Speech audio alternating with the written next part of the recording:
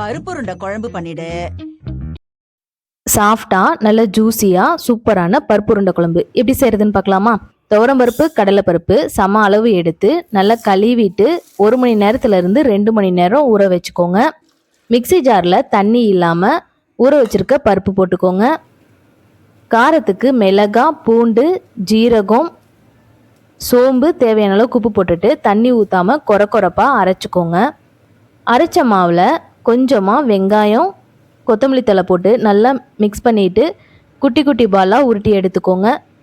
உருட்டின பாலை எண்ணெய் தடவின பிளேட்டில் ஒவ்வொரு உருண்டையாக வச்சுட்டு இட்லி பாத்திரத்தில் வச்சு வேக வச்சு எடுத்து வச்சுக்கோங்க.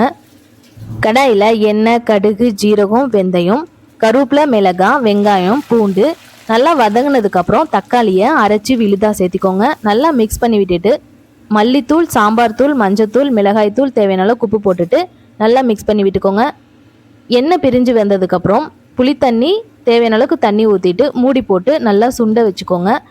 அதுக்கப்புறம் நம்ம வேக வச்சுருக்க பருப்பு உருண்டையை ஒவ்வொரு உருண்டையாக சேர்த்திக்கோங்க. மேலே தேங்காய் துருவல் கொத்தமல்லி தழை போட்டு 10 நிமிஷம் அப்படியே வச்சுருங்க. அதுக்கப்புறம் எடுத்து சாப்பிட்டு பாருங்கள், சூப்பராக இருக்கும். இந்த மாதிரி ரெசிபிக்கு நம்ம சேனலை ஃபாலோ பண்ணிக்கோங்க. பாய்.